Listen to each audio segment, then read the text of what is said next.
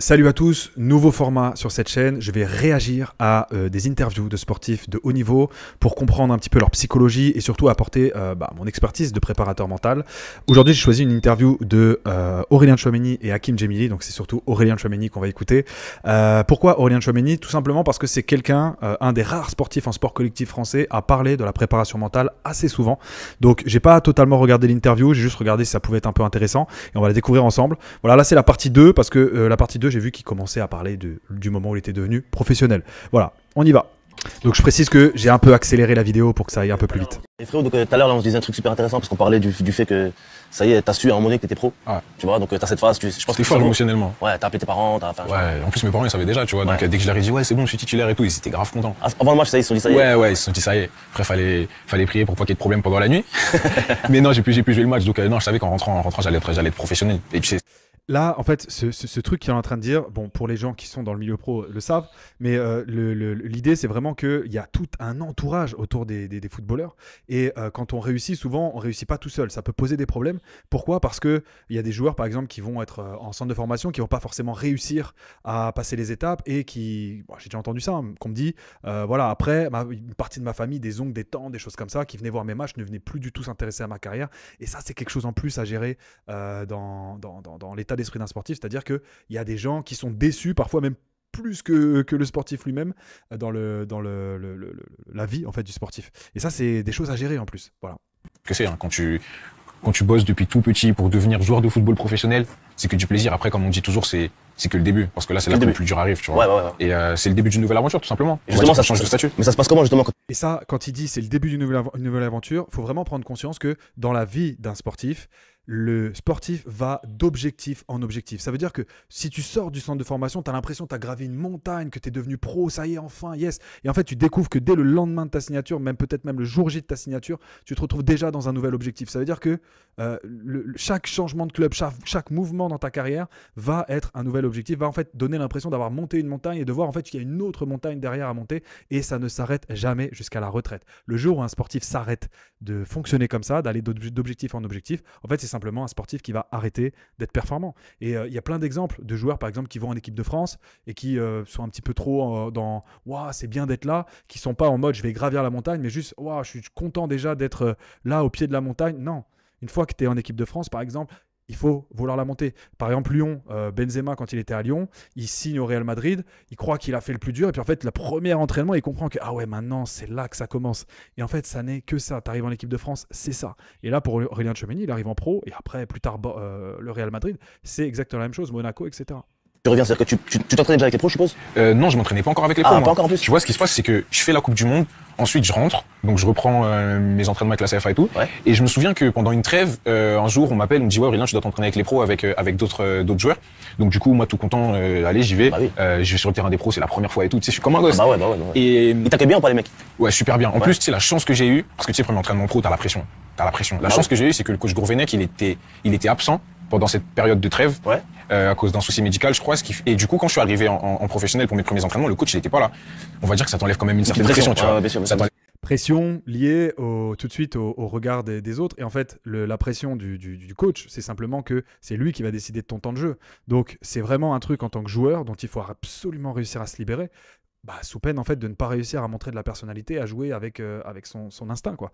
Donc le coach, là il le dit, j'avais de la chance qu'il soit pas là, mais en réalité c'est une affaire de toute une vie de sportif. C'est comme pour les sportifs en sport collectif, c'est de se libérer du regard du coach, ne pas penser à travers le cerveau du coach. Quand même une certaine pression et je me souviens qu'ils me disent bon, tu vas t'entraîner avec les pros parce qu'il manque des joueurs, parce que tu sais il y a les internationaux qui partent et tout, mais après tu vas repartir t'entraîner avec la CFA. Ah, donc ça, ils te le disent au départ? Ça, ils me le disent au départ. Ouais, un club, il va jamais te mettre bien parce qu'il veut pas. Il y a trop d'exemples qui ont montré que si on te met trop bien, en fait, dès le départ, tu vas venir, tu vas être avec les pros, etc. Ça va être compliqué. Donc, en fait, on te met toujours les warnings, je pense, pour éviter de t'enflammer et que tu maintiennes, en fait, le taf, tout simplement. Et ce qui est beau, tu vois, c'est que je me suis entraîné avec les pros et j'ai plus jamais quitté le groupe. Ah, c'est-à-dire que t'es pas reparti du tout? Non, je suis plus reparti avec la CFA du tout. J'allais avec la CFA la première saison parce que je m'entraînais la semaine avec les pros et le week-end je jouais avec la CFA, tu vois. Donc on va dire que l'entraînement veille de match, j'étais avec la CFA, mais sinon non, j'étais vraiment tous les jours avec le groupe professionnel. Et le premier match avec le groupe pro, ça se passe comment? Mon premier groupe, c'était contre Saint-Etienne. Je me souviens que j'étais avec Erwin Taha. On était tous les deux. Il y avait déjà Jules et Zaidou en professionnel, donc c'était notre premier match. Mais j'étais pas rentré en jeu. Et après, tu vois, mon histoire, elle est un peu farfelue, puisque on a un deuxième match. Ça d'ailleurs, ce que je dis aux joueurs à qui je travaille, qui sont en centre de formation, c'est que la compétence d'être un bon remplaçant, c'est essentiel. Parce que toi, ta vie en tant que joueur professionnel ne va pas débuter en mode ce mec-là est titulaire indiscutable. Enfin, c'est rare quand même. Donc tu vas faire des entrées en jeu, il y a des moments où tu ne vas pas rentrer en jeu. Donc en fait, tu dois apprendre la compétence d'être remplaçant. Mais ça s'apprend dès le centre de formation. Donc ça veut dire qu'il ne faut pas que tu ambitionnes d'être remplaçant. Mais quand tu es remplaçant, il faut vraiment jouer le coup à fond, apprendre à maîtriser cette compétence quand même de rentrer dans un match, d'être remplaçant, parfois de se contenter de miettes et d'être quand même impactant. Voilà, ça c'est une vraie compétence. Match contre Granville en Coupe de France, c'était en janvier. Un match bourbier, il fait froid, il pleut, 32e de Coupe de France, je crois. Bref, c'était le premier match de Jules Koundé d'ailleurs, donc je pense que c'est un beau souvenir pour lui. Et donc je suis sur le banc. Et je crois 88e, un truc comme ça, le coach il m'appelle, il me dit bon Aurélien, tu vas rentrer. Donc du coup, j'étais en train de m'échauffer, j'arrive et tout prêt. Dans ma tête, je me dis c'est parti, premier match en pro, c'est maintenant que ça commence. Il me donne les consignes et là, on prend un rouge. Déjà, s'il allait rentrer, parce qu'après, je crois qu'il va raconter qu'il n'est pas finalement pas rentré, mais s'il allait rentrer en se disant wow, premier match en pro, c'est maintenant que ça commence, déjà, il n'est pas dans le match. Déjà, c'est compliqué. Là, il va se mettre une surpression. Donc peut-être qu'il va réussir quand même malgré tout à gérer pour son premier match, mais à chaque fois, il rentre, il sacralise le moment. Ça risque d'être un petit peu compliqué. Si je me trompe pas, c'est Yaroslav Plazil qui prend rouge. Ah ouais, gros joueur technique. Ouais, Yaroslav Plazil qui prend rouge. Et donc le coach, il me regarde. Non, je te dis n'importe quoi, c'est Youssouf Sabali qui prend rouge. Ah, ok. Youssouf Sabali qui prend rouge. Et le coach, il me regarde, il me dit bon Aurélien, désolé, mais je peux pas te faire rentrer. Du coup, il fait rentrer un autre joueur. Et c'était le dernier changement. Donc c'était mort. Donc, ils avaient déjà mis mon numéro sur les tableaux et tout, panneaux d'affichage et tout. Et c'était maintenant, mon aventure en pro, elle commençait maintenant. Et il me dit non, désolé, je peux pas te faire rentrer et tout. Donc finalement, je rentre pas. En plus, le mec qui est rentré à ma place, lui aussi, il a pris un rouge. Donc on se fait éliminer en plus. Donc c'était. Oh là, c'était la catastrophe. Ah ouais, c'était la catastrophe. Collectif et individuel. Ah ouais, c'était la catastrophe, franchement. Mais maintenant que j'y pense, tu vois, c'était marrant, mais je peux te dire que quand je suis rentré du match, j'étais vraiment déçu. Déjà parce qu'on s'était fait éliminer et qu'en tant que Girondin, on n'avait pas le droit de se faire éliminer comme ça aussi rapidement, surtout contre une équipe. Bah oui, pour la Coupe de France, à la limite, se faire éliminer contre une équipe de 4e division quand t'es Ligue 1, forcément, ouais. Mais en vrai, qu'on se mente pas, un joueur, vous perdez 4-3, et ça, c'est tous les joueurs. Tu perds 4-3, t'as mis un triplé, tu rentres chez toi, t'as le smile. Ouais, voilà, si vraiment c'est un match où tu jouais le titre ou quelque chose comme ça, la plupart du temps, la grande majorité des joueurs ont le smile. Il serait rentré en jeu, il aurait fait son match, il aurait tout cassé sur ce match-là. Bon, ça fait tâche quand même de se faire éliminer, donc je pense qu'il aurait été quand même un peu déçu. Mais en fait, au fond de lui, il aurait quand même été content. Si derrière, ça lui offre le contrat pro et qu'il joue et que ça lance sa carrière, je pense que tu rentres, t'as le smile, on va pas se mentir. Avec tout le respect qu'on a pour eux, surtout qu'on est contre une équipe qui était dans un niveau inférieur au nôtre, parce qu'on était en Ligue 1, je crois qu'à ce moment-là, c'était en CFA, tu vois. Ah ouais, ça a rien. Donc c'était un peu une faute professionnelle et c'était une de mes premières expériences en pro, donc on va dire que ça commençait pas forcément de la meilleure des manières. Et ça, c'était en janvier. Et mon premier match pro, finalement, je l'ai effectué en juin. Quoi ? Je te jure, en juin. 6 mois plus tard. 6 mois plus tard. Et vous voyez la réalité, c'est que vous voyez les gars sur le terrain. Ceux qui sont, je parle aux gars qui sont pas pros, mais en vrai, tu as toute une vie où ta vie, c'est l'entraînement. C'est-à-dire que de janvier à juin, lui, il a joué avec la CFA, enfin la Nationale 2, et au final, il a... désolé, il y a des mouches. Il a galéré, entre guillemets, pendant 5 mois avant de rentrer en jeu une première fois dans une compétition de club professionnel. Donc voilà, c'est la réalité. Et on va dire que c'est un mal pour un bien parce que les 6 mois que j'ai effectués en jeune, en CFA, ça m'a permis d'avoir un titre puisque cette année-là, on a gagné le championnat de France, de National 3, de N3, tu vois. C'était la CFA 2. Ouais. On a gagné notre championnat, donc tu vois, c'est cool. Et donc à ce moment-là, tu t'entraînais toujours avec les pros. Par contre, tu jouais le week-end avec. Exactement. Sans jouer en pro. Sans jouer en pro. Et après en juin, t'as fait rentrer. C'était contre qui ça du coup en juin? C'est dur quand même les clubs pro qui ont une N3 et pas une N2, parce que N2 quand même c'est un niveau au-dessus. Ça doit pas être facile parce que ça agrandit le cap en fait entre une Ligue 1 et une équipe réserve quoi. Là, mon premier match, c'est un match d'Europa League. Europa League direct. Europa League. Bah, tu gagnes le change. Europa League, c'était les qualifs d'Europa League et on est parti jouer en Lettonie. Ah ouais. Ah ouais. Non, franchement, c'est comme je l'ai dit une fois dans une interview, je m'attendais à jouer mon premier match, je sais pas, au Parc OL ou même au Matmut Atlantique et finalement, je me retrouve à jouer en Lettonie. Il y avait qu'une seule tribune dans le stade. Mais ça restera un beau souvenir. En plus, on a gagné, donc j'étais content. Bon match ou pas? Tu fais un bon match? Ouais, franchement, je fais un bon match. Et ce qui était bien, tu vois, c'est que la période des 6 mois où j'ai pas joué en pro, ça m'a permis, tu sais, de de voir un peu comment ça se passait. Parce que tu sais, c'est pas facile de commencer en professionnel. Bah, c'est justement ça que j'allais te poser comme question. Tu vois, ça m'a permis de m'adapter, de savoir un peu comment ça se passait au niveau des entraînements, de comment ça se passait le jour du match, comment les joueurs ils se préparaient et tout. Donc, on va. Et je pense aussi que ça lui a surtout permis parce que la différence entre une équipe de N3, un joueur de N3 et un joueur de Ligue 1, c'est pas nécessairement sur le football, parce que la preuve, il est passé de la N3 à un groupe de Ligue 1 et je pense qu'il a survécu dans le groupe. Ça, c'est effectivement, il y a du talent, il y a quelque chose, voilà, mais c'est surtout apprendre à réfléchir plus vite, apprendre à analyser plus vite, à gérer les émotions différemment, voilà, apprendre à relativiser l'erreur encore plus. Voilà, cette notion de le mental, vraiment, il y a l'aspect physique, technique, tactique, etc. Mais il y a vraiment l'aspect mental qui rentre en ligne de compte, c'est vraiment de penser plus vite. Et je pense que de s'adapter au rythme d'une équipe de Ligue 1, ça, pendant quelques mois, forcément, ça porte des fruits. Pour le premier match que tu vas jouer, tu vas déjà être un petit peu adapté à la vitesse de réflexion que tu es censé avoir à ce niveau-là. Parce que on va pas se mentir, il y a des qualités en plus, physique, technique, etc. Mais c'est surtout que les joueurs pros, plus tu montes de niveau, si tu passes de Metz au PSG ou au Real Madrid ou toutes ces choses-là, c'est que tu as des joueurs qui font des meilleurs choix et qui les font plus vite. C'est ça en fait la diff. Donc si mentalement t'es stressé, t'es pas concentré, ce sera toujours compliqué.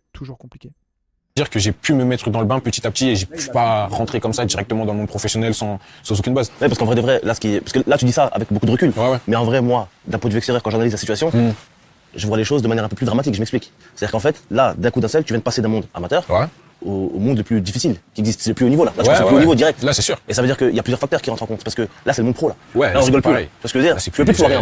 Non, là, t'as plus le droit à l'erreur. Là, il y a plein de paramètres qui rentrent en compte. Il y a les réseaux, il y a le regard des gens, il y a la concurrence qui est de plus en plus accrue. Tu la sens, la concurrence? Ouais, tu la sens. Après, quand t'es jeune, ça va, parce que on va dire que quand tu commences, t'es pas forcément destiné à être titulaire. Donc, que tu sois titulaire ou remplaçant, on va dire que tu l'accueilles un peu plus facilement parce que t'es là pour apprendre, t'es là pour emmagasiner le maximum d'informations.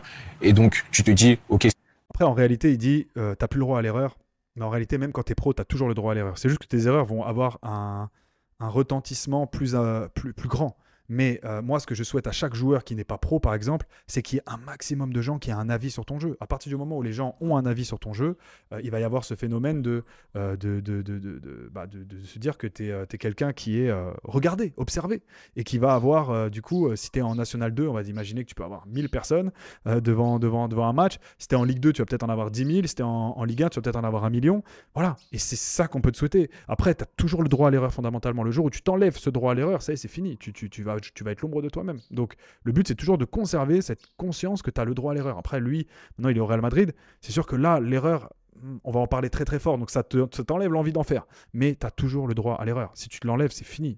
C'est déjà très bien que je sois là. J'ai envie d'aller plus haut, mais pour l'instant, c'est une étape de ma carrière et je dois juste gagner en expérience et tout.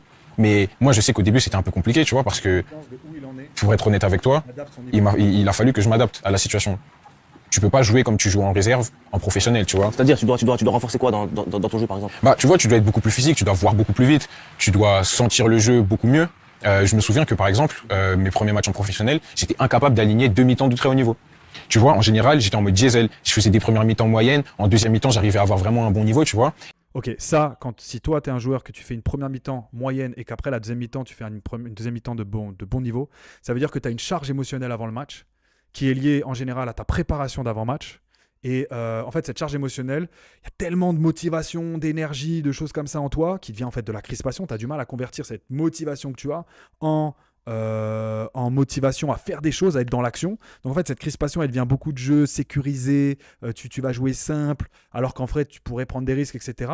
Et en fait, tu as besoin de décharger émotionnellement la pression avant de pouvoir commencer ton match. Donc en général, c'est souvent, tu as besoin de jouer une mi-temps ou une partie de la première mi-temps, de faire ta première erreur, et à ce moment-là, tu vas rentrer dans le match, ou peut-être vraiment avoir la chance de faire une action qui va être remarquée, et là, ça peut te faire rentrer dans le match. Mais en général, si tu as une mauvaise première mi-temps et une bonne deuxième mi-temps, en général, c'est que c'est une mauvaise préparation d'avant-match. Si tu ne prépares pas bien ton match, tu vas avoir ce phénomène dans lequel tu vas être dans un début de match compliqué en termes de concentration, de relâchement, et tes intentions de jeu ne seront pas au niveau de l'exigence de la performance.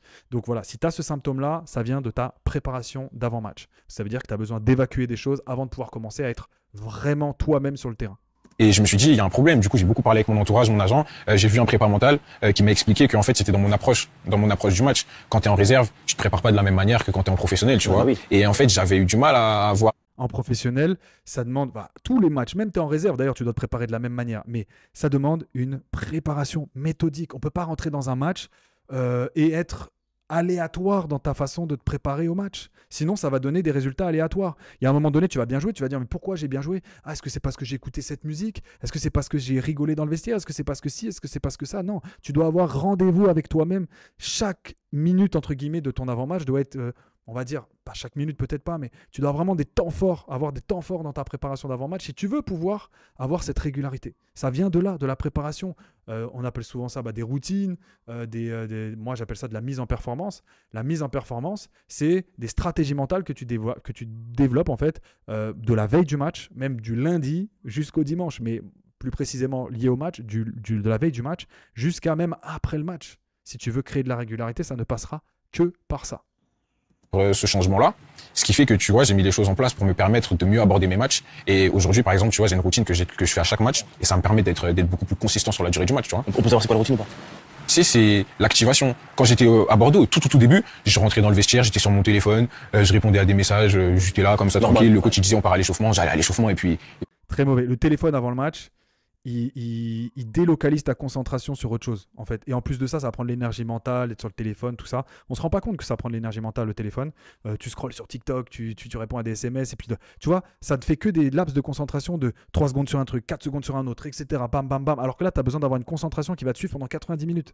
Voilà. Donc, le téléphone, vraiment compliqué. Et là, il passe du téléphone au terrain. Ouais, on va dire que pour le relâchement fake, ça marche, mais en réalité, c'est plus que là, en fait, qu'est-ce qu'il fait? Il prend le stress, il le met sous le tapis, voilà, il baisse le tapis et il espère que ça va pas se voir. Mais en vrai, non, le stress, il est là, tu l'as pas géré, tu l'as évité. C'est pas pareil. Le téléphone, tout ça, c'est des stratégies d'évitement. C'est pas des stratégies pour vraiment créer un vrai relâchement qui va te permettre d'être fluide techniquement dès les premières minutes du match. Puis basta, tu vois. Alors que non, il faut te préparer mentalement, connaître ton adversaire, savoir comment il joue. Je me souviens, j'ai fait un des premiers matchs que j'ai fait. Mon premier match en Ligue 1, c'était contre Strasbourg. Ouais. Et ensuite, mon deuxième match, je crois que c'était contre Monaco. Et contre Monaco, j'avais joué contre Jean-Eudes Daoulou. Ouais. Tu vois, Jean-Eudes Daoulou qui est à Strasbourg aujourd'hui, c'est une masse. Incroyable. Il est vraiment costaud, tu vois. Ouais. Et pour un jeune joueur de 18 ans qui vient d'arriver en pro, t'es dans la même zone que lui, il me bouffait dans tous les duels. Physiquement, il t'a tué. Ouais. Physiquement, il me bouffait dans tous les duels. Et tu vois, j'allais au duel comme j'allais au duel quand j'étais en réserve. Je me suis vite rendu compte qu'en fait, ça suffisait pas. Donc forcément, j'ai dû bosser au niveau du gainage, au niveau de la musculation pour m'étoffer, tu vois. Attends, mais ça c'est intéressant parce que ça, c'est toi qui t'en rends compte ou bien c'est le staff professionnel qui va te dire écoute, là Aurélien, quand même, faut que tu bosses un peu plus. Non, je m'en rends compte puisque tu sais, comme je t'ai dit depuis le début, j'essaie de m'adapter à tout type de situation. Donc quand j'ai un problème. Et ça montre que Aurélien Tchouameni, il est vraiment très très fort mentalement. C'est parce que il est maître de sa progression. Il n'est pas en train de se fier, d'être sur les rails du staff uniquement. Il est maître de sa progression, c'est-à-dire qu'il est capable lui-même de générer de la progression à partir de ses performances. Il n'attend pas le retour d'un staff qui vient lui dire tu manques de ci, tu manques de ça. C'est non, moi je sais où je veux aller, je sais analyser ma performance, ça c'était bien, ça c'était pas bien, ça je vais le travailler. Et si tu es prêt si tu es capable de le faire tout seul, c'est tout bénef parce que ton staff, des fois, il va avoir une bonne lecture, des fois, il va pas avoir une bonne lecture. Parfois, tu n'es pas un projet pour le staff, donc ils ne vont pas s'investir en toi. Alors que toi, tu as besoin de progresser toute ta carrière. J'essaie de trouver les solutions. Comme je t'ai dit, je voyais que j'étais pas capable d'être consistant sur toute la durée d'un match. Je me suis posé les bonnes questions. J'ai essayé de voir un peu autour de moi ce qui se faisait pour savoir comment mieux aborder les matchs. Pareil, j'ai senti que dans les duels, j'étais pas encore prêt. J'ai essayé de gagner en muscle, gagner en gainage pour pouvoir. Il pointe le fait de ne pas être consistant sur deux choses, physique et mental. Il a dit, ouais, il y avait l'aspect mental il y a un peu avant dans la vidéo. Physique et mental. Donc, parfois, les problèmes ne vont pas trouver leur résolution que sur un truc. Parfois, c'est le mental, parfois, c'est le physique, parfois, c'est la tactique, et puis parfois, c'est un mix des deux. Voilà. Ou un mix de 3 ou un mix de 4 problèmes. Mais on ne peut pas être fort partout. Et à un moment donné, on ne peut pas maîtriser tous les aspects du football tout le temps. On a des marges de progression. Même à 35 ans, tu as une marge de progression. Le duel. Et c'est une remise en question et ça te permet de tout le temps te renouveler et d'essayer d'aller chercher encore plus loin. C'est mortel ce que tu dis parce que c'est qu'en vrai, encore une fois, je te le dis, c'est super intéressant ce que tu dis et je pense qu'il y a plein de gens qui vont kiffer parce que nous, d'un point de vue extérieur, je te dis la vérité, comment on voit le monde professionnel? On se dit en fait, ils sont choyés de partout, ce qui peut-être est le cas aussi. Je veux dire, nous, on est persuadés qu'en fait, c'est les gens qui font un peu le taf à votre place en fait au bout d'un moment. Mais là, ce que tu dis, on se rend pas compte qu'en fait, c'est toi qui fais le choix de se dire bon, vas-y frérot, là, faut que je me muscle, il faut que je me gagne pour justement monter en grade. Parce que nous, d'un point de vue extérieur, je te jure, on se dit pas ça en fait. On se dit, tu vois ce que je veux dire? On se dit, en fait, ça y est, ils sont pros, ils sont bien. Mais en fait, non, c'est là que ça commence. Ouais, c'est sûr. Non, je pense que, comme j'ai dit, il faut s'adapter. Quand tu vois que tu es dans une période où tu es un petit peu moins bien, essaye de trouver les solutions pour faire en sorte que cette période dure le moins longtemps possible, tu vois. C'est de l'adaptation permanente. Comme je l'ai dit, par exemple, c'est marrant parce que tu vois, JE, d'ailleurs, que je kiffe vraiment, parce que quand je suis arrivé à Monaco, il a vraiment beaucoup parlé avec moi quand il était là. c'est marrant parce que, tu vois, quand on s'entraînait, maintenant, quand j'étais à Monaco, c'était quand on était dans le duel, je me sentais présent, tu vois. Et je pensais à quand j'étais à Bordeaux et qu'on était dans le duel tous les deux, il me bousculait et tout. Tu vois. Il a remarqué ou pas lui? Non, on n'en a pas parlé ensemble. On n'en a pas parlé ensemble. Mais il sait qu'on a joué un contre l'autre quand j'étais un peu plus jeune. Ouais, c'est mortel. En gros, moi, j'avais une dernière question par rapport à tes débuts. Si je peux me permettre, à Bordeaux, tu vois. Par exemple, tu sais, quand t'arrives dans le monde pro, certes, il doit y avoir de la jalousie de certaines personnes, ça c'est sûr et certain, c'est comme partout. Quand quelqu'un réussit, qu'un autre réussit pas, bah forcément, il y a de la jalousie qui se crée, ça c'est logique. Mais moi, ce que je veux savoir, est-ce que, sans citer de nom, et si tu peux en parler, on n'en parle pas, mais ce que je veux dire, c'est que, ou peut-être ça s'est pas du tout passé comme ça, mais est-ce que toi, t'as senti dans le groupe pro, je dis pas une difficulté d'intégration, mais est-ce que t'as senti quand même des gens en mode, tes frères, lui, il arrive, tu vois, peut-être qu'il va prendre un plat. Honnêtement, à Bordeaux, pas du tout, parce que on avait vraiment un vrai groupe. Et la chance que j'ai eue, c'est que quand je suis arrivé dans le groupe pro à Bordeaux, j'étais le plus petit. Ouais, bah lui, il a de la chance, hein, parce qu'on va pas se mentir. Il y a une dimension dans laquelle, si vraiment tu viens et que tu menaces la place de quelqu'un, faut prendre conscience que les grands joueurs, c'est des grands joueurs. Pourquoi? Parce que le football, c'est Squid Game. Excusez-moi de l'expression, mais c'est ça. C'est qu'en gros, si on prend un Tony Kroos, sur sa vie entière, Tony Kroos, il a éliminé combien de concurrents sur son chemin depuis qu'il a commencé le foot? C'est des tueurs. Le monde du haut niveau, c'est un monde de tueurs. C'est pas un monde dans lequel les gens vont être gentils, etc. Ça veut pas dire qu'il va venir te casser le tibia à l'entraînement. Mais ça veut dire que ce mec-là, il a aucun intérêt à ce que tu performes, mais il va pas se concentrer sur toi. Il va se concentrer sur lui. Mais lui, il a qu'une envie, s'il est pas titulaire, c'est de te mettre sur le banc. Personne n'est gentil. Donc lui, peut-être qu'Aurélien Tchouaméni, il a vécu ça à Bordeaux. Et peut-être que ça explique pourquoi aussi Bordeaux. Voilà. Mais il y a un moment donné où il y a une réalité, c'est que le monde du haut niveau, personne n'est content d'être sur le banc. Voilà. Ou un temps peut-être pour t'adapter quand tu es jeune, mais au bout d'un moment, tu n'es pas content d'être sur le banc. Donc les gens c'est pas ils te souhaitent le malheur, mais c'est que eux, ils veulent ta place. Donc après, tu le gères différemment, tu peux ne pas souhaiter le malheur, mais n'empêche que tu veux la place du gars. T'es pas en mode ah gentil bisounours, ça n'existe pas. T'es le plus petit, donc on va dire que tout le monde m'aimait. En plus, ça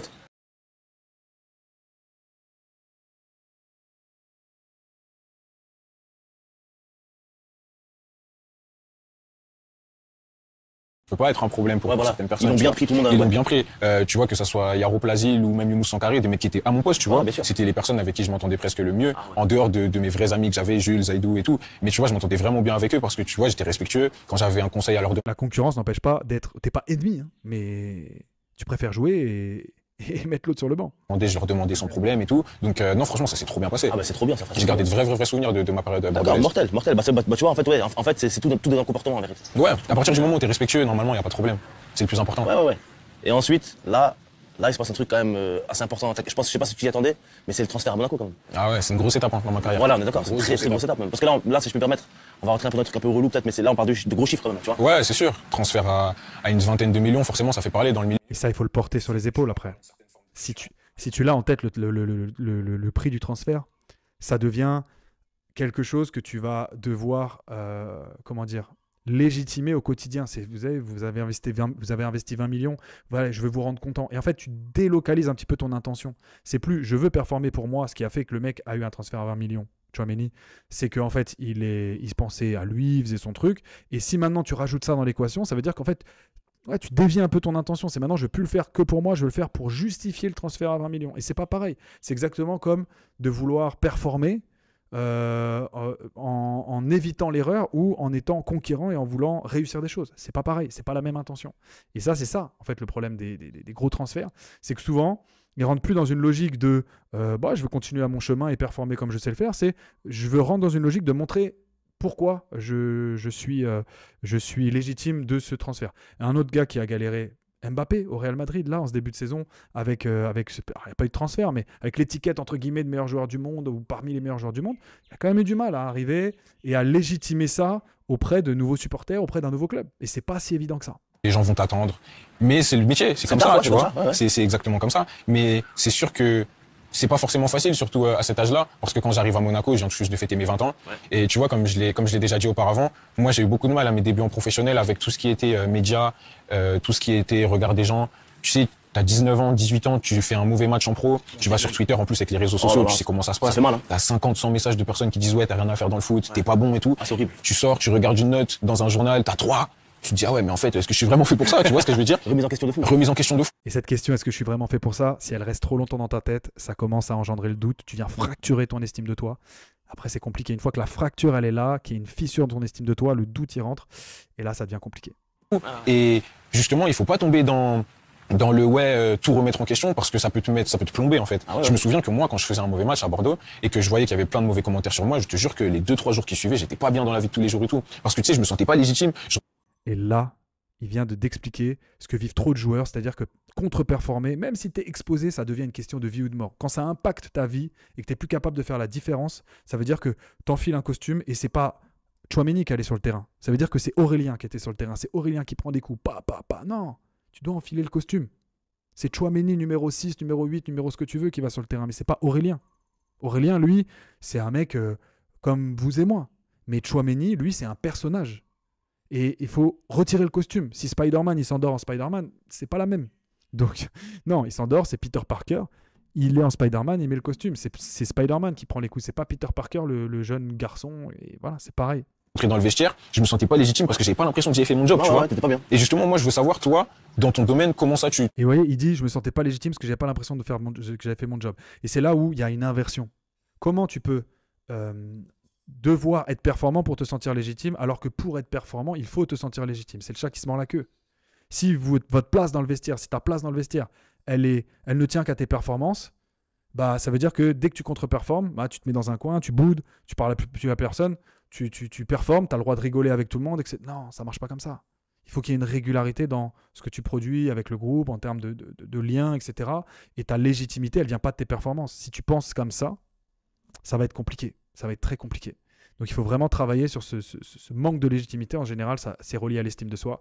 Et là, il faut solidifier tout ça, sinon ça va être compliqué de passer des étapes dans ta carrière. Tu le vis parce que là, dans l'actualité du moment, il y a eu Validé qui est sorti. Ouais, exact. Et je veux savoir comment tu gères cette couverture médiatique. Après, j'ai envie de dire, la chance que tu as, c'est que tu es déjà un peu plus âgé. Ouais. Donc forcément, tu vas pas gérer de la même manière un commentaire ou une mauvaise situation à 30 ans qu'à 18 ans, tu vois. Mais en vrai, ça, pour moi, c'est un des sujets les plus importants. C'est vraiment important. Parce que c'est vraiment pas quelque chose de facile et je pense que les gens, ils s'en rendent pas forcément compte. Ils s'en rendent pas compte du tout, frère. Si les gens s'en rendaient compte, je te jure qu'ils seraient que bienveillants. Ah oui, c'est sûr. Parce que frérot, moi, je t'explique un truc tout simple. Quand j'ai commencé le Whoop, tous les mecs du Whoop, ils avaient tous déjà fait quelque chose. Il y en avait sorti du Jamel Comedy Club. Okay. Il y en a, Mister V et Hugo Toussel, c'est déjà des restas.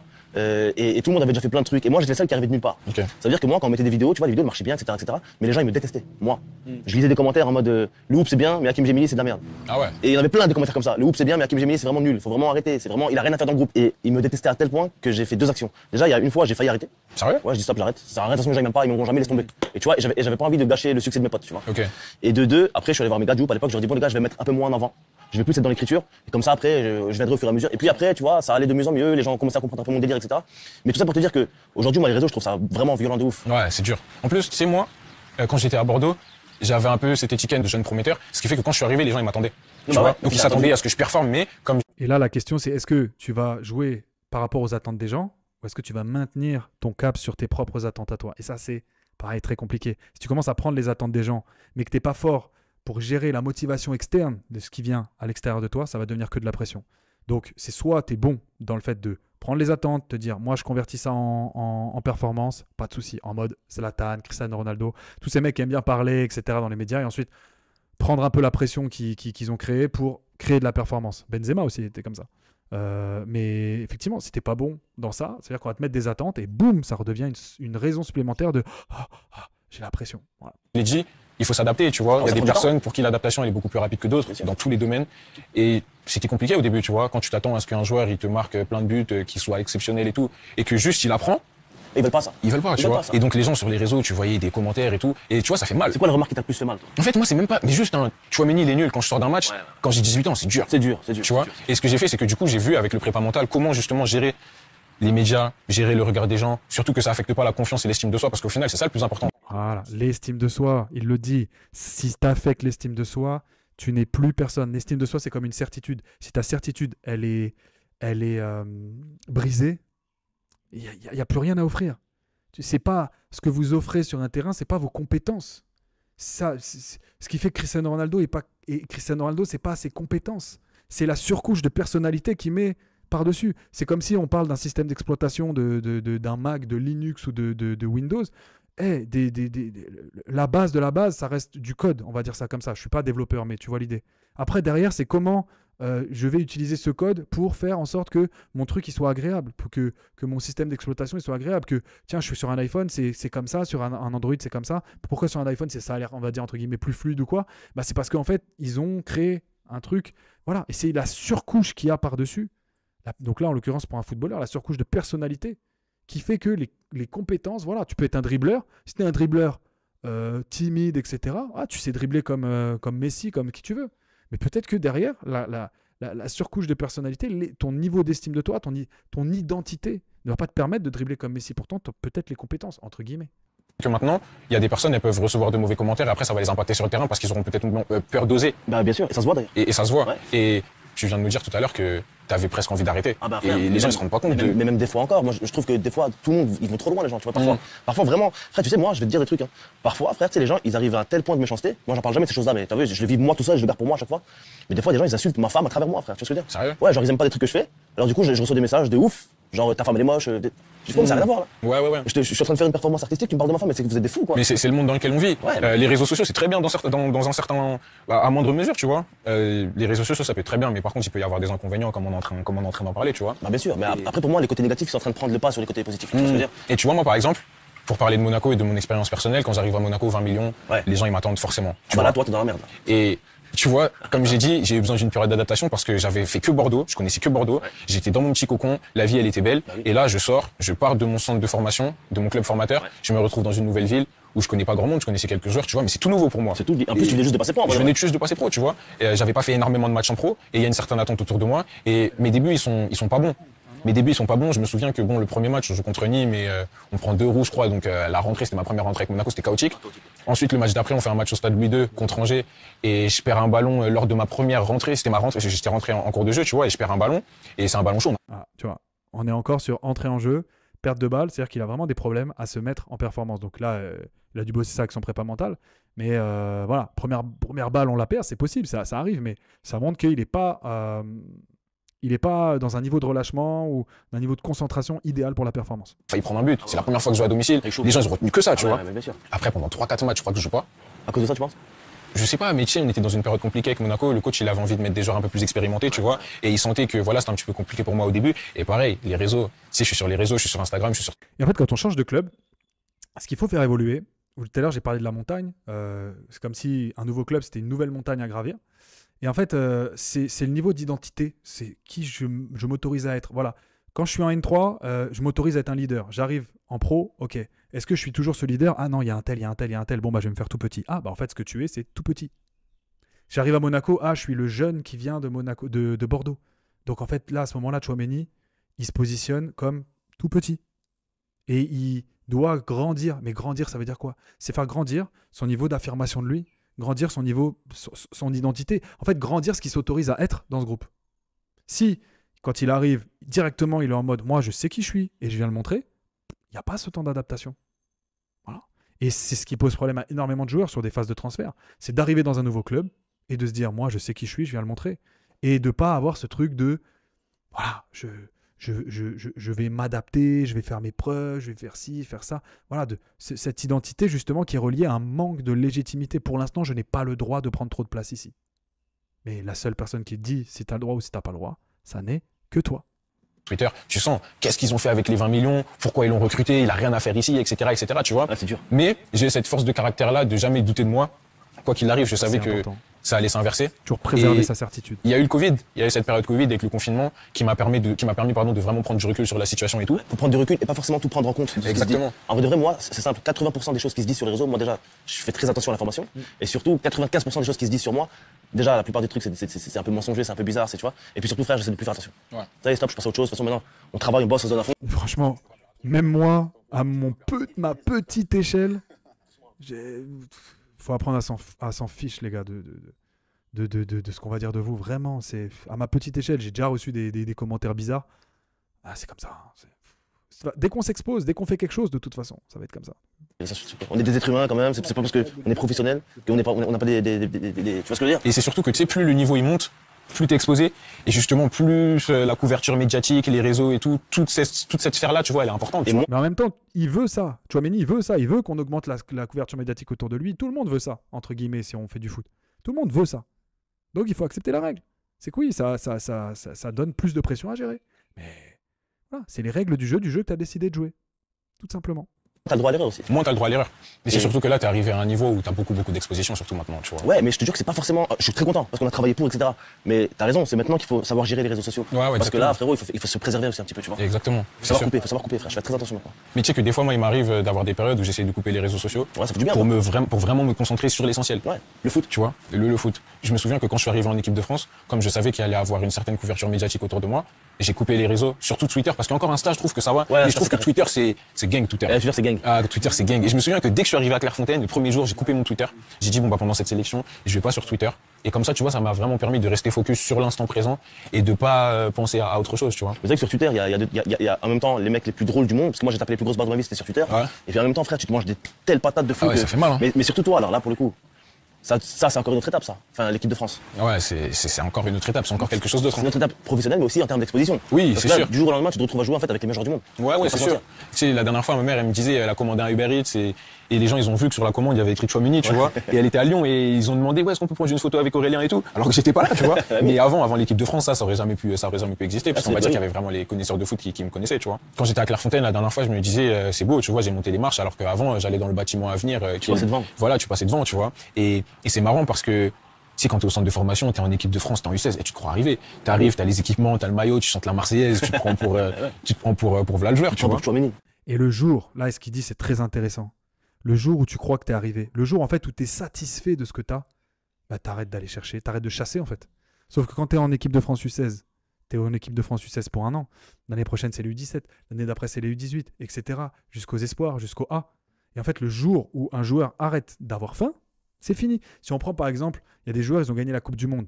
Et par exemple, bah voilà, Adil Rami, ou après la Coupe du Monde, Florian Thauvin, tous ces mecs-là, je dirais pas c'est fin de carrière, mais tu sentais que c'était plus les mêmes animaux qui avaient faim que avant la Coupe du Monde. Donc peut-être que c'est une question de gestion du statut, mais en tout cas, moi j'ai la sensation qu'il y a certains joueurs qui peut-être potentiellement à un moment donné se disent, moi j'ai bien mangé et j'ai moins faim.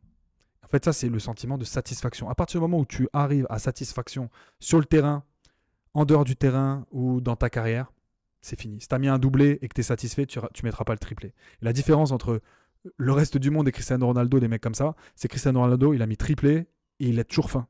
Il n'a pas envie d'arrêter. Donc, il va mettre le quadruplé, le quintuplé, etc. C'est ça, en fait, la diff. C'est qu'il y a des gars, ils mettent un but, ils sont satisfaits et ils sont là, tranquilles. Et il y a des mecs, 1, 2, 3 buts, ils sont pas satisfaits. 1, 2, 3 trophées, ils sont pas satisfaits. Et ça change tout. Non. mais non, c'est beau parce que, comme je t'ai dit, ça montre l'évolution. C'est des steps. En fait, t'as franchi étape par étape. Faut Ouais, te- c'est étape par étape. Tu sais, depuis le début de ma carrière, j'essaie pas trop de me prendre la tête. Je l'ai déjà dit dans différentes interviews. Ce qui m'arrive, je sais que c'est beau. Mais justement, j'essaye pas de me reposer sur mes lauriers et j'essaye de cocher les objectifs un par un. Ouais. Comme je l'ai dit, l'équipe de France, il y a 2 ans, j'y pensais pas parce que j'estimais que j'avais pas encore le niveau pour pouvoir prétendre un jour être en équipe de France. Ouais, Tu vois, ok, j'ai capté. il y a 2 ans, l'objectif, c'était d'abord de performer en Ligue 1, de faire des bons matchs. Ensuite, j'ai pu intégrer un grand club qui est l'AS Monaco. Et ensuite, c'était de faire une saison pleine en Ligue 1, tu vois. Et quand j'ai fait une saison pleine en Ligue 1, c'était d'abord d'être en espoir parce que Très bonne gestion de ses objectifs. Ouais, des objectifs en escalier, logique. Il compte pas sur des miracles. C'est d'abord on fait ça, ensuite on fait ça, on fait ça. C'est pas ouais je fais ça et puis après boum j'espère l'équipe de France le Real maintenant. Non, t'étais encore jeune joueur, tu vois. Monte un escalier tranquille. Et un escalier quand tu le montes, tu ne penses qu'à la marche suivante. T'es pas en train de penser à dans 5 marches il faudra que je fasse ça. Non, la prochaine marche, toujours la prochaine marche. Il faut toujours des objectifs dans votre vie et toujours prendre conscience que oui je sais où je vais, mais par contre ce qui attire toute mon attention c'est la prochaine marche.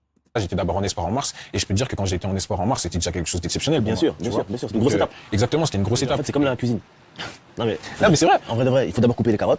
Ensuite, une fois que tu as coupé les carottes, c'est une bonne chose de faite. T'enchaînes les oignons, en fait, il faut tout mariner. Exactement. En fait, c'est exactement Si ça. tu veux parler de cuisine, alors on va dire que la carrière, c'est la préparation du plat. Ouais. Et quand tu raccroches les crampons, tu dégustes ton plat. C'est exactement. Exactement, waouh, c'est une très très belle image. C'est ce que je dis à tous mes joueurs, c'est que le moment où tu pourras te retourner sur ta carrière et enfin savourer vraiment, bah, c'est le moment où tu arrêteras. Hein. Parce que là, tu as gagné la Coupe du Monde. Dans 2 semaines, tu es sur les terrains de Ligue 1 ou de Serie A ou de ce que tu veux, et tu as un match, et on va pas te pardonner d'avoir raté ce match-là. Allez, peut-être un match, on va te faire un cadeau ou 2 un ou deux matchs si tu es champion du monde. Mais très très vite, on va dire, vas-y, il est nul lui maintenant. Et voilà, c'est fini après. Toi, t'es en train de préparer le plat là. Je prépare le plat. Il est bon pour l'instant. Ouais, pour l'instant, il est bon. Pour l'instant, il est bon. Ça sent bon pour l'instant. Ça sent bon. Voilà, il c'est faut ça. rajouter un peu de sel, un peu de poivre, il y a Voilà, plein d'ingrédients à voilà, améliorer parce que voilà, je dois encore progresser, mais Non, on va dire que pour l'instant, le plat, il est pas mal. Ouais, en tout cas, moi, j'aimerais bien goûter. Et toi, ton plat, il est pas mal? Mon plat, franchement, frérot, je me sens bien. En ce moment, ça se passe bien, ça musette? En ce moment, ça se C'est passe une bien. discussion on de fou, rigole. en vrai. On rencontre plein de gens, on a la chance, on fait un métier, on rencontre des gens. Ouais, tu peux te faire plein de contacts et tout, c'est beau. Des potos, des nouvelles personnes intéressantes, tu sais, parce que moi, je dis souvent que le monde artistique, le monde dans lequel moi, en tout cas, après, le foot, pour moi, c'est aussi artistique, hein. Mais le mien, Il y a des artistes dans le foot. Des artistes dans le foot. Ah, ça, on pourra pas nier. Ah, ça, Les plus grands artistes sont dans le foot. Exactement. En vrai, Les premiers artistes, même, je te dirais, sont dans le Ouais, foot. en vrai, ouais. On en a plein à citer en plus, hein. Mais c'est vrai que. Quand même pas.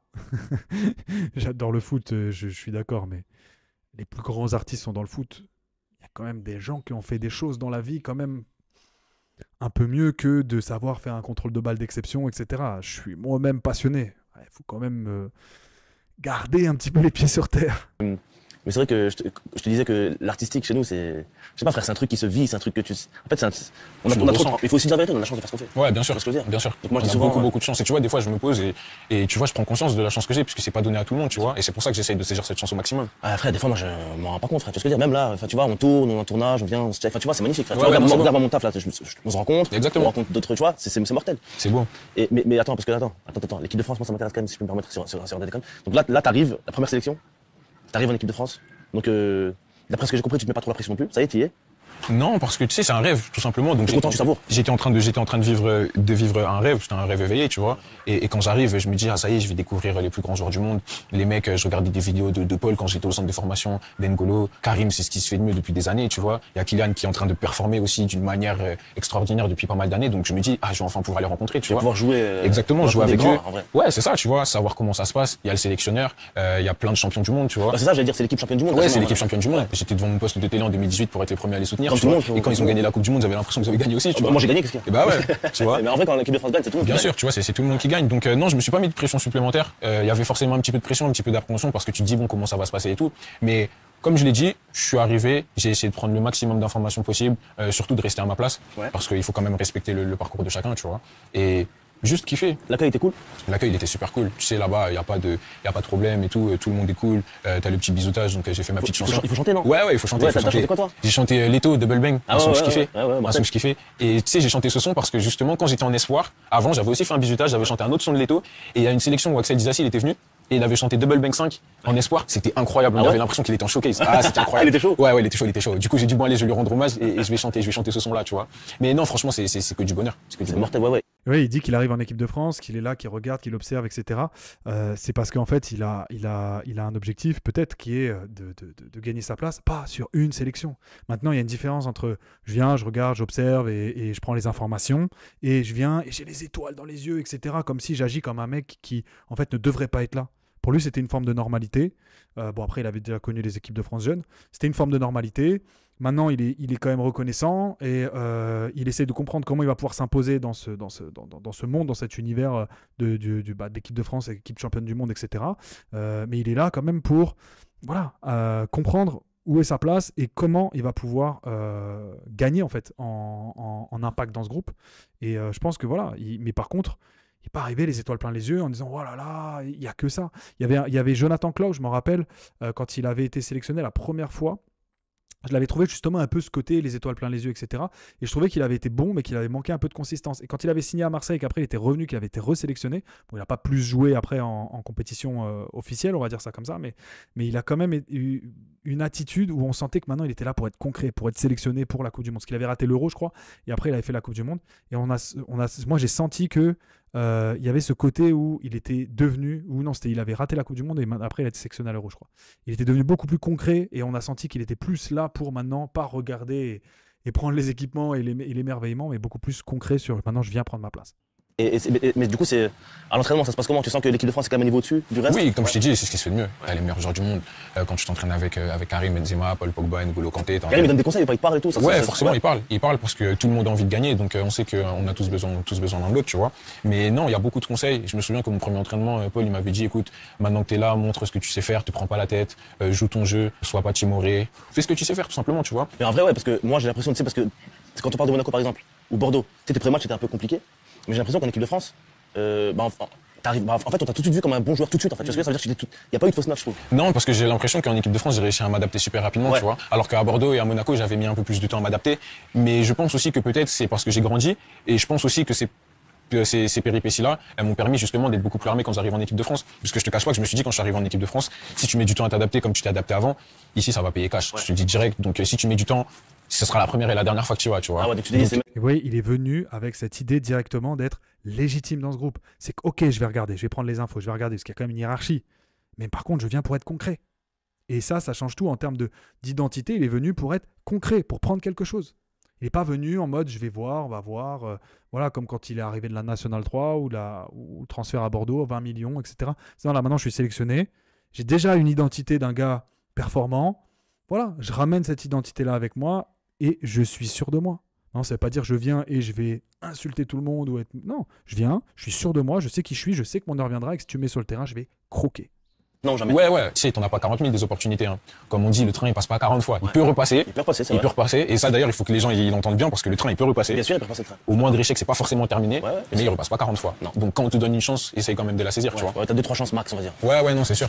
Après, il y a des gens qui ont beaucoup de chance, mais oui, en tout cas, ouais, je vois ce que tu veux dire. Je pense que c'est super intéressant ce que tu dis. Mais l'équipe de France, quand même, frère, tu vois, pour nous, comment t'expliquer? Je sais pas si tu te rends compte de ça aussi, mais l'équipe de France, pour nous, ce que ça représente, c'est quand même, c'est pas le mot élite que je voulais dire, mais c'est le summum. C'est le summum en termes de sensation. Parce que je te rappelle, frérot, Non, mais tu sais que j'en ai conscience parce qu'avant de jouer, j'étais téléspectateur des matchs de l'équipe de France et quand je regardais un match de l'équipe de France, c'était spécial. tu te rends compte que t'es avec eux là maintenant. Ouais, tu vois. C'est ça qui est ouf en vrai de vrai. Ouais, c'est fou, c'est sûr, mais comme je te dis, je me prends pas la tête avec ça, j'y vais au jour le jour. J'essaye de remplir les différents objectifs que je me suis fixés, tu vois. Et non, je me prends pas la tête, je suis juste content de ce qui m'arrive. C'est marrant. En fait, si tu penses aux conséquences de ce que tu veux faire, de ce que tu es en train de faire, t'imagines si je rate, t'imagines si je réussis.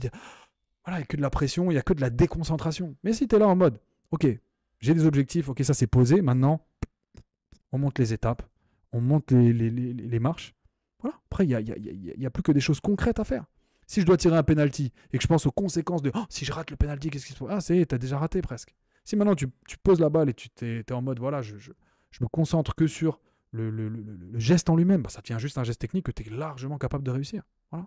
Frère. Et là, du coup, les prochains objectifs équipe de France, c'est comment? Bah là, tu vois, il y a la Coupe du Monde au C'est un Qatar. putain d'objectif, ça. Comme je l'ai dit, les Coupes du Monde, on les regardait à la télé depuis qu'on était petit. Donc là, c'est à moi de performer pour pouvoir faire partie du groupe et de pouvoir découvrir ce que c'est de faire une Coupe du Monde. Le premier objectif là avec l'équipe de France, c'est faire partie du groupe. En vrai, c'est ça l'objectif. Ouais, c'est sûr. Ouais. C'est sûr. Et une fois qu'il faut la gagner, c'est tout. Ouais, bah oui, tu sais, avec l'équipe qu'on a, forcément, on peut T'as pas le droit dire- d'avoir de l'ambition. Oui, t'as le droit d'avoir de l'ambition. De toute façon, je pense pas que l'équipe de France, elle est dans une compétition en se disant non, je vais essayer de. Non, je pense que tous les joueurs qui sont là-bas, ils essayent de remporter la coupe. Surtout cette équipe-là en particulier. Enfin, je veux dire, ça fait, comment dire, ça fait quelques années quand même maintenant qu'on se rend compte quand même que putain, frérot, ça fait du bien de voir une équipe. Ouais, il y a beaucoup d'engouement autour de cette équipe-là. Et c'est bien d'ailleurs, parce c'est que mortel. même ça donne du spectacle pendant les matchs et tout, donc tout le monde est content. Honnêtement, toi, est-ce que tu trouves que t'as changé? Est-ce que tu trouves que t'as pu prendre parfois la grosse tête? Est-ce qu'il y a des gens qui sont venus te remettre sur place ou t'as toujours été normal? Honnêtement, non, parce que comme je t'ai dit, je me prends pas la tête dans le sens où dès que je coche une case, j'essaye de cocher la case d'après. Tu sais, il y a un son de Black M qui s'appelle L'Éternel Insatisfait. Ouais. Et ce son, il me parle beaucoup parce que il faut trouver un équilibre. Comme je te l'ai dit la dernière fois, tout est une question d'équilibre. Il faut savoir savourer ce que tu es en train de faire, mais pas trop parce que sinon tu vas penser que ça y est, t'as déjà tout fait. Tu vois ce que je veux dire? Ouais, tu Donc t'attaques non. Par exemple, quand j'apprends que je suis sélectionné en équipe de France, tu vois, j'avais réussi. Je crois que mon agent, il m'avait appelé peut-être quelques minutes avant. J'avais pas répondu. Je crois que c'est mon petit frère qui me le dit. Ah ouais? Ouais, c'est mon petit frère Eux, qui m'appelle. ils l'ont appris avant? En fait, je crois qu'eux, ils ont dû sentir un peu le truc, tu vois. Donc, ils ont dit, ouais, je pense que c'est bon. Et mon père, il m'appelle, et je crois que je réponds pas. Mon petit frère, il m'appelle, je réponds, il me dit, ouais, félicitations. Je dis, ah ouais, et tout. Il me dit, ouais, pour la sélection. Je dis, ah, je savais pas. Et mon petit frère, il pensait que je savais, tu vois. Donc, c'est mon petit frère qui me l'a appris. Ah ouais, mortel, truc de ouf. Et donc après j'appelle mon agent et on discute et tout et tu vois il me dit mais tu sautes pas de joie et tout parce que tu vois j'étais super calme. Ouais. Et je lui dis non c'est bien mais après tu sais c'est bien d'abord d'être appelé mais après il faut jouer, il faut performer, j'ai pas envie d'aller là-bas juste pour faire de la figuration et après qu'on m'oublie tu vois. Bien sûr, bien sûr, bien sûr. Voilà. Et là, on en revient à parfois la mentalité des joueurs qui sortent du centre, qui n'ont pas encore cette mentalité-là et qui pensent que signer pro, c'est la finalité. Non, en vrai, dès que tu as signé pro, boum, tu vois qu'il y a une montagne encore plus grande que celle que tu viens de graver. Ah bah, l'équipe de France, lui, il avait déjà conscience de ça. Donc il est venu avec ses chaussures de randonnée, avec son pic là pour gravir la montagne. Il n'est pas venu en mode ah mais moi j'étais venu en maillot de bain parce que moi je viens d'une montagne, c'était la plage. Là maintenant il fallait venir équiper. Bah ouais, t'es en équipe de France. Il faut que mentalement tu sois prêt à venir. Et c'est ça en fait, le vrai bénéfice des expériences qu'il a vécues à Monaco, à Bordeaux, c'est celle-là. C'est le fait de comprendre que le prochain objectif, il va annuler le précédent. Et en fait, tu n'as rien fait. Et quand tu comprends ça, tu deviens régulier et conquérant, ambitieux. Enfin, tu vois, tu peux te permettre pas mal de choses puisqu'en fait, tu as conscience que un objectif va en effacer un autre, etc., etc.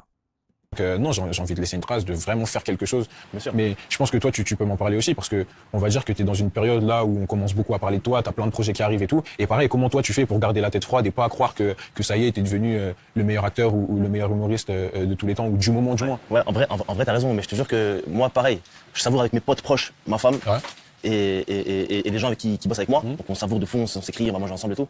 Mais c'est vrai que moi, après ça me concerne moi personnellement, j'en parle pas forcément tout le temps, mais moi moi je me réfugie un peu dans ma religion, tu vois. C'est-à-dire que moi ça me fait du bien en fait.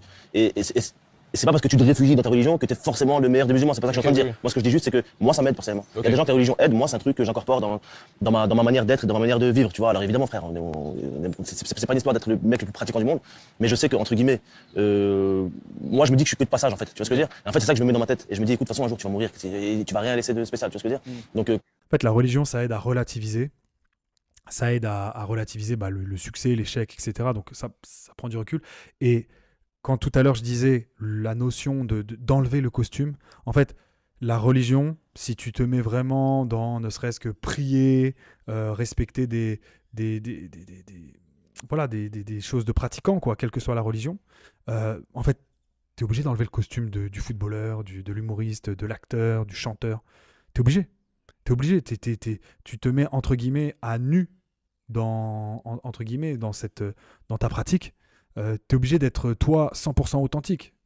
Et la star de cinéma, j'ai envie de te dire que dans une dimension spirituelle ou de Dieu ou des choses comme ça, ça n'a aucune valeur. Le fait d'être quelqu'un, je veux dire, tu ne marques pas plus de points. Et en fait, c'est ça, je pense, le plus gros bénéfice d'avoir une spiritualité, même pas forcément une religion, c'est pour enlever le costume, apprendre à enlever le costume, apprendre à ne pas s'identifier à « je suis vraiment un super-héros ».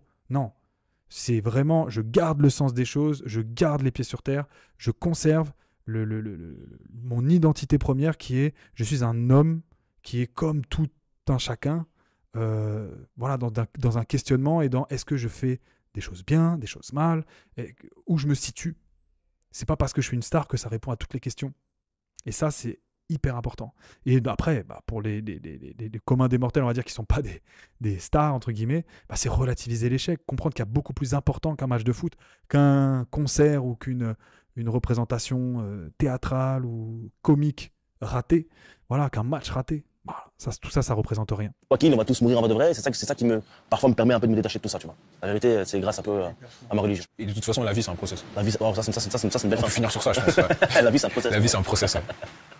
Voilà, merci d'avoir regardé cette vidéo. Si vous voulez vous-même travailler sur l'aspect mental, j'ai tout un programme qui est prêt à l'emploi. C'est une première vidéo qui va t'aider à comprendre comment travailler ton mental au quotidien, qui est gratuite en description de cette vidéo. Voilà. Et si tu es footballeur, basketteur, rugbyman ou de tout autre sport et que tu veux travailler l'aspect mental, je t'ai mis un lien d'une masterclass dans lequel j'explique tout ce qu'il faut travailler au quotidien pour être fort mentalement, pour développer ta préparation mentale à la performance. Et ce que tu peux faire aussi, c'est me mettre un commentaire pour me dire ce que tu as pensé de ce nouveau format. Ciao.